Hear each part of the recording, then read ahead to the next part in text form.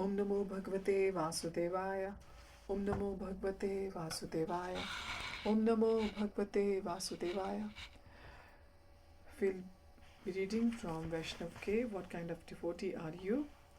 And we'll be reading from verse number 15 today. Mukam karoti vachalam pangum langhayate girim yat kripatamum vande Shri Gurum Deen Tarinam Paramananda Madhavam Shri Chaitanya Ishwaram Hari Om Tat Sat. Mayavadi Jana Krishnetra Mana Muktabhimane se ninde Vaishnava Vaishnavera dasa tav bhakti asha kena vad dakicha nirjan ahava. The Mayavadi impersonalist mentality is totally separate from Krishna consciousness. Although they are fallen souls conditioned by the material nature, due to illusion they imagine they have achieved liberation from material birth and death. And due to their false pride, they commit the greatest offense of blaspheming pure devotees of the Lord. My dear mind, you are a servant of Lord Krishna. Certainly, your desire is to achieve pure, loving devotional service to Lord Krishna. So why do you call me to be trapped in this deadly cage of solitary devotional service, Nirjan Bhajan? Why do you want me to imitate the Mayavadi impersonalist practice of making a false show of renunciation and committing offenses against the pure devotees of the Lord? Purport: an intelligent person who comprehends that the material body is subject to birth, death, old age, and disease will gradually realize that this temporary body is covering the spirit soul. He will then understand that the spirit soul is experiencing suffering in this material world due to identifying with the bodily covering. When such an intelligent man understands he is an eternal spirit soul, he will naturally desire freedom or liberation from the gross body and the subtle mind. Individual speculative thought is limited to such realizations. Further knowledge is only possible through the Vedic wisdom and the shelter of a bona fide spiritual master. The Mayavadis, the impersonalists, have not reached beyond this conclusion. They perceive the material world as a place of suffering and thus they want to be free from its bondage. They have learned from the Vedas that beyond this temporary material world there is the eternal existence, but they do not know the real nature of this spiritual existence and tend to assume the spiritual reality to be without form, qualities, or activities. This error in their conception is natural, as no one can understand the higher spiritual truths by mere speculation. One must have proper spiritual guidance to understand Vedic wisdom.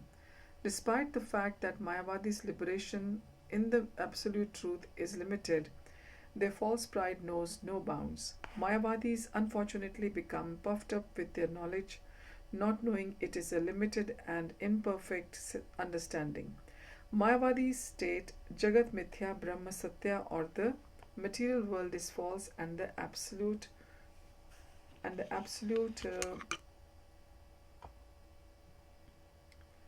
world is absolute truth is real. Therefore, Mayavadis wrongly conclude that since the material world has form, anything else with form is false. The concept that the material world is false is erroneous because it opposes the Upanishad's explanation of the multifarious energies of Lord. Parasya Shakti Vividhaiva Shruyate, or all energies of the Lord are true since He is the absolute truth. Indeed, material energy is also not false but rather simply temporary in its form. This philosophy is seemingly confirmed in the Mayavadi slogan Ekam Brahma Dvityam Nasti, or Brahman alone exists, there is nothing else.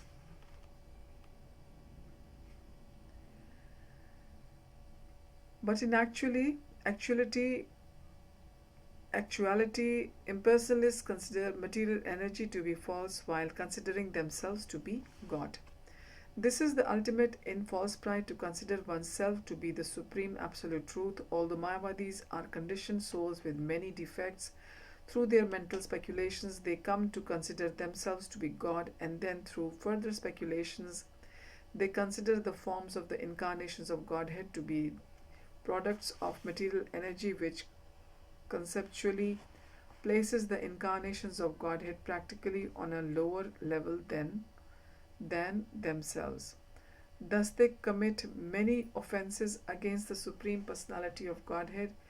It is for these and many more reasons that the impersonalists are considered not only falsely proud and ignorant of the path of pure devotion to the Lord, but generally offensive to the Supreme Personality of Godhead.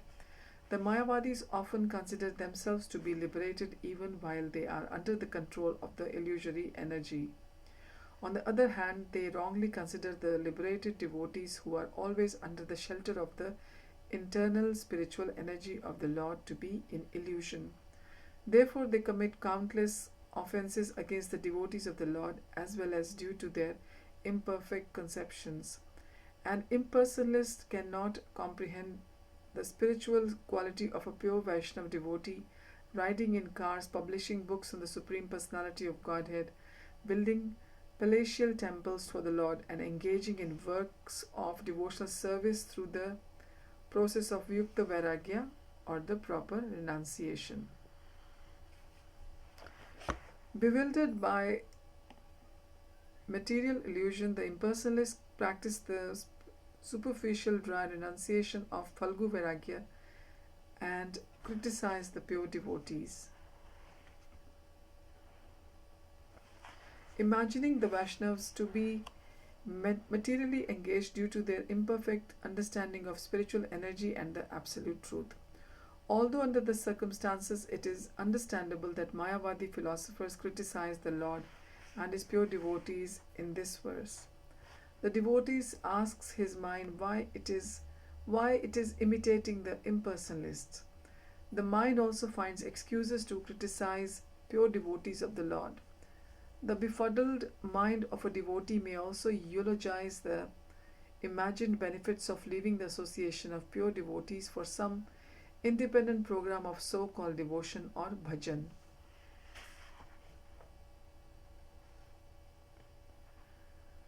Since a real pure devotee is a servant of other Vaishnavas and is fixed in the singular desire to achieve pure devotion, how does the idea to leave the association of devotees enter the mind?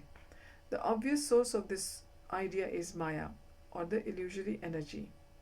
His Divine Grace Srila Bhakti Siddhanta Saraswati Thakur kindly reveals yet another trap laid by the untrained materialistic mind. An aspiring devotee must always be cautious about falling into this particular trap of Maya. It is stated in Srimad Bhagavatam 5.5.2 that if a person truly wants to be liberated, he must render service to the devotees. Mahat sevam dwaram ahur vimuktehe. While one who associates with materialistic people is on the path of leading to the darkest region of existence, tamo dwaram yoshitam sangi sangam. All the devotees of the Lord traverse this earth just to recover conditioned souls from their delusions. The impersonalists do not know that forgetting their constitutional position as subordinate to the Supreme Lord is the greatest violation of God's law. Unless one is reinstated in his own constitutional position, it is not possible to understand the Supreme Personality or to be fully engaged in his transcendental loving service with determination. This is from Bhagavad Gita 7.28, the purport of that shlok.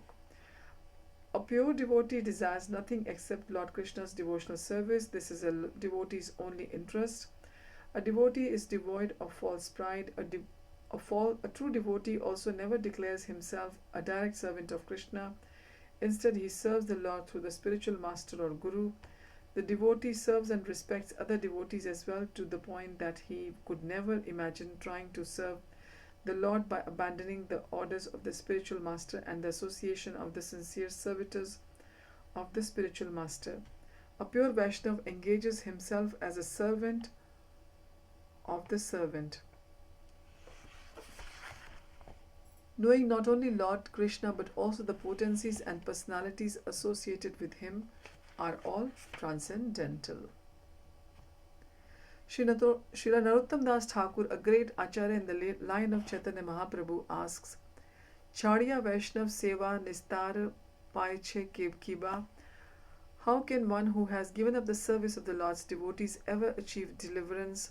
The mentality of a pure devotee is to be always absorbed in the service of other devotees, and therefore envying devotees is out of the question. A devotee is humble and constant in his service to the spiritual master and the Vaishnav.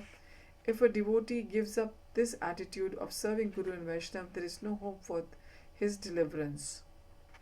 This is the real meaning of Narottam Das Thakur's statement. In this verse, the defiant act of mind are challenged. Why would a pure devotee ever call upon others to leave the association of devotees? In other words, the author is confronting the mind. Mind, why are you trying to persuade me and others to leave the association of devotees? Why are you acting like an envious fault finder and thus leading me astray? Why are you trying to cheat me into believing that this is the attitude of a pure devotee? A pure devotee certainly does not have any desire to serve the Lord separate from the association of other devotees. In this regard, His Divine Grace Srila A.C. Bhaktivedanta Swami Prabhupada repeatedly expressed his dissatisfaction that the sacred order of His Divine Grace Srila Bhaktisiddhanta Saraswati Thakur to push on the preaching mission of Krishna consciousness cooperatively was not heeded by his beloved God brothers and other followers and grand disciples of his spiritual master. Srila Prabhupada explained in the Chaitanya Charitamrita how this offense to their spiritual master had made them ineffective in their spiritual lives. At first, all the followers of Advaita Acharya shared a single opinion, but later they followed two different opinions as ordained by Providence. Purport: the words Daivera Karana indicate that by dint of Providence or by the God's will, the followers of Advaita Acharya divided into two parties. Such disagreement among the disciples of one's Acharya is also found among the members of the Gaudiya Math.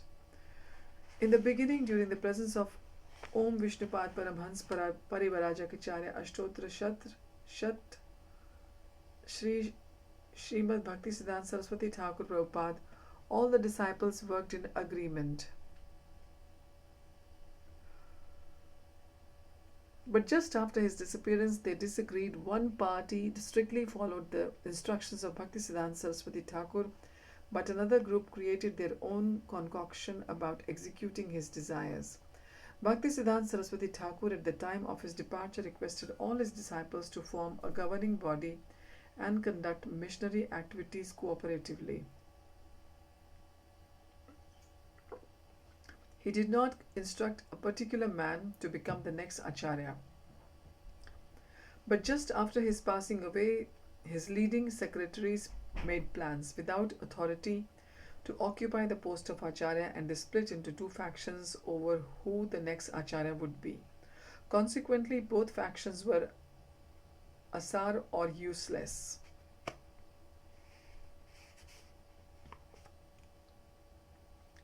Because they had no authority, having disobeyed the order of the spiritual master.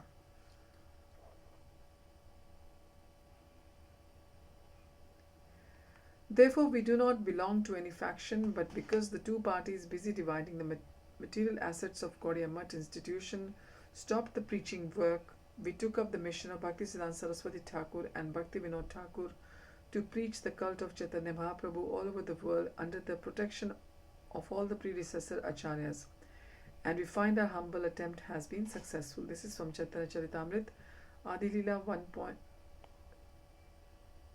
12.8.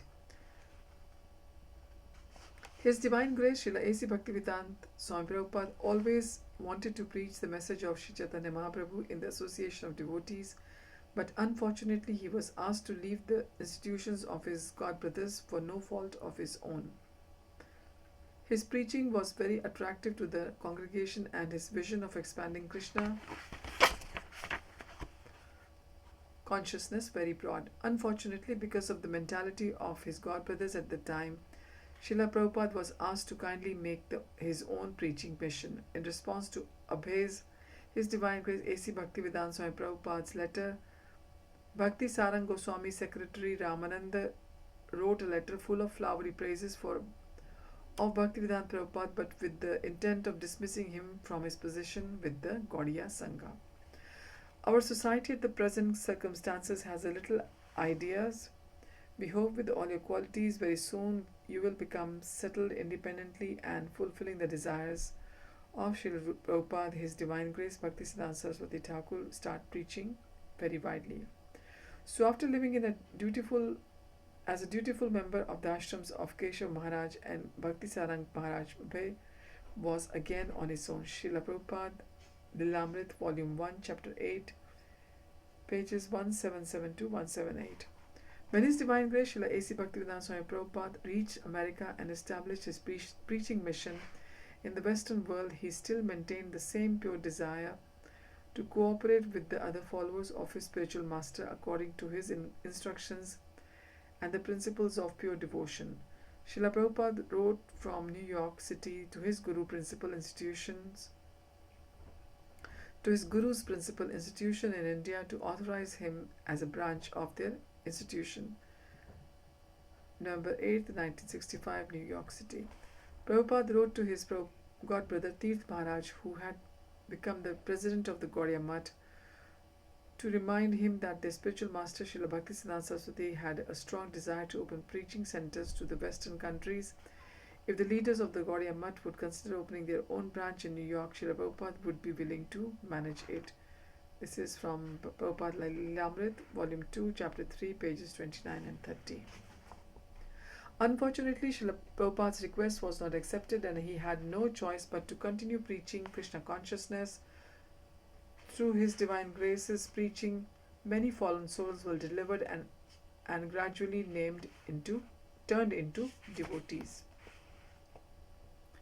One would think that this service was an inadequate attempt to cooperate and serve with the Vaishnavas, but the pure devotee always aspires to fulfill the order of his spiritual master and to cooperate with other devotees as well. Although Srila Prabhupada's preaching drive around the world continued unabatedly, simultaneously he pursued his attempts to forge a cooperative effort with the descendants of his spiritual master throughout his lifetime. Before Srila Prabhupada's return to India in 1970, he requested rooms in the principal Gaudiya Math temple to accommodate his foreign followers so that they could attend Lord Chaitanya's birth celebration festival.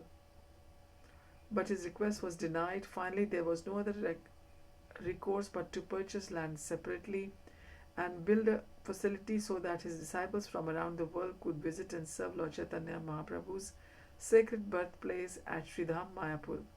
When in 1972 His Divine Grace arrived in Sridham, Mayapur to inaugurate the new center of the International Society for Krishna Consciousness, the first thing he did was send his disciples, including the translation of the work, to invite all the followers of his spiritual master to a meeting at the new ISKCON world headquarters. When they all had assembled on Srila Prabhupada's invitation, he paid his humble obeisances to them and begged them to reunite and cooperate. He said something to the effect of, "It is the desire of our beloved spiritual master, His Divine Grace Bhaktisiddhanta Saraswati Thakur, that we all cooperate together. Let us work as one. Let us reunite.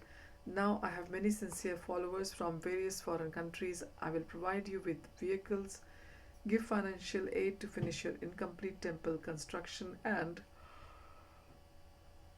give foreign devotees to accompany your preaching parties. Let us all work together as Bhaktisiddhanta Saraswati Thakur desired." In spite of his sincere and humble appeal, his offer was not accepted. In private, one head Acharya of a temple explained, "You came as a preacher and devotee is so great that we are reunited with you. Your position will be diminished by your side. Who will care for us when they see and hear you? Better to be the head of 200 followers than second place in the midst of thousands. Srila Prabhupada was disguised by this frank admission of personal interest separate from Lord Krishna's interest. Although thereafter Srila Prabhupada did not call any more mass meetings to reunite the mission of his spiritual master, he would personally be requested by his god brothers individually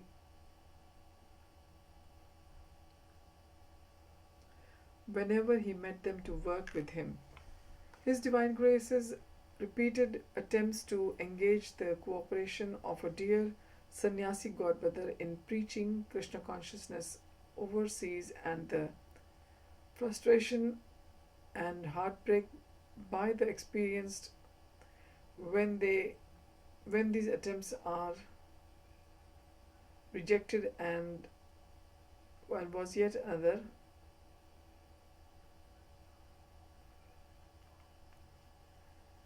Srila Prabhupada's unending attempt to fulfill his spiritual master's desire and his followers serve cooperatively together. So we'll continue this verse next time because it's a lengthy verse.